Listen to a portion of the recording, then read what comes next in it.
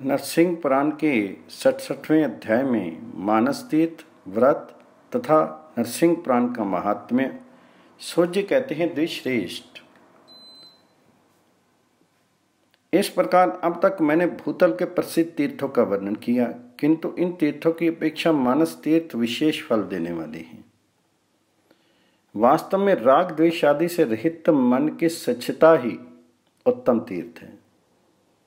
सत्य, दया, इंद्रिय निग्रह, गुरु सेवा, माता पिता की सेवा, सधर्म पालन और अग्नि की उपासना, ये परम उत्तम तीर्थ हैं।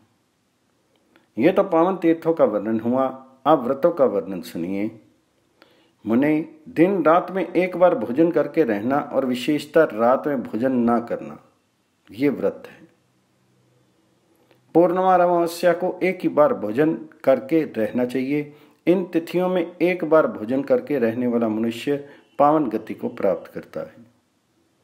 जो चतुर्थी, चतुर्दशी, सप्तमी, अष्टमी और त्रयोदशी को रात में उपवास करता है, उसे मनवांछित वस्तु की प्राप्ति होती है। मुनिश्रेष्ठ, एकादशी को दिन रात उपवास करने का विधान है। उस दिन भगवान विष्णु का पूजन करके मनुष्य सब पापों से मुक्त हो जाता है। यदि हस्त नक्षत्र से युक्त रविवार हो तो उस दिन रात्रि में उपवास करके सौर नक्त व्रत का पालन करना चाहिए। उस दिन स्नान के पश्चात सूर्य मंडल में भगवान विष्णु का ध्यान करके मनुष्य रोग मुक्त हो जाता है। जब सूर्य अपनी दुगनी छाया में स्थित हो, उस दिन सौर नक्त व्रत का समय है। उस समय से लेकर रात तक भोजन ना करें।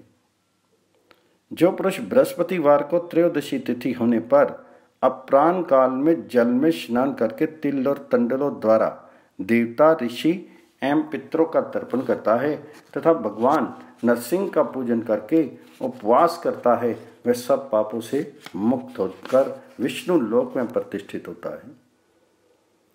महामुने, जब अगस्त तारे का उदय हो, उस समय से लगातार 7 रात्रियों तक अगस्त मुनि की पूजा करके उन्हें अर्घ्य देना चाहिए।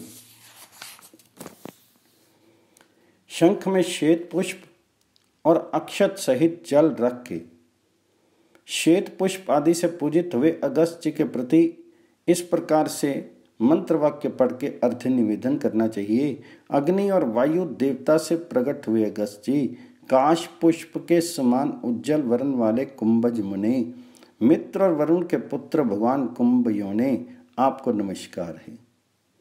जिन्होंने महान असुर आतापी और वातापी को भक्षण कर लिया और समुद्र को भी सोख डाला, वे अगस्त जी मुझ पर प्रसन्न हों। इस प्रकार जो मनुष्य अगस्त की दक्षिण दिशा के प्रति अर्घ्य अर्पण करता है, वह सब पापों से मुक्त होकर दुस्तर मोह अंधकार से पार हो जाता है।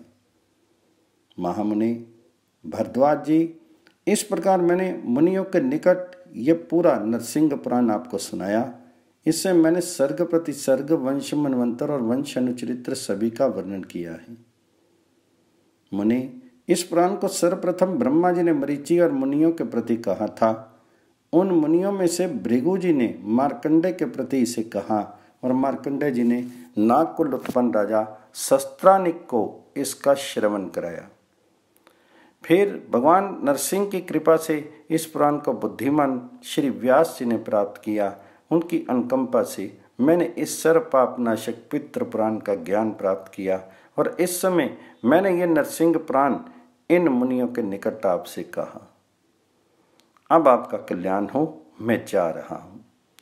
जो मनुष्य पवित्र होकर इस उत्तम पुराण का श्रवण करता है, वह माघ मास में प्रयाग तीर्थ में स्नान करने का फल प्राप्त करता है। जो मनुष्य इस नरसिंह पुराण को भगवान जी के भक्तों के प्रति नित्य सुनाता है, वह संपूर्ण तीर्थों के सेवन का फल प्राप्त करके विष्णु लोक में प्रतिष्ठित होता है। इस प्रकार स्नातकों के साथ इस पुराण को सुन महामती भरद्वाज जी ने सूर्य जी का पूजन सत्कार किया और स्वयं वहीं रह गए। अन्य सब मुनि अपने अपने स्थान को चले गए। यह नरसिंह पुराण समस्त पापों को हर लेने वाला और पुण्यमय है। जो इसको पढ़ते और सुनते हैं, उन मनुष्यों पर भगवान नरसिंह प्रसन्न होते हैं। देव देवेश्वर नरसिंह के प्रसन्न होने पर संपूर्ण पापों का नाश हो जाता है और जिनके पाप बंधन सर्वथा नष्ट हो गए हैं वे मानव मोक्ष को प्राप्त हो जाते हैं।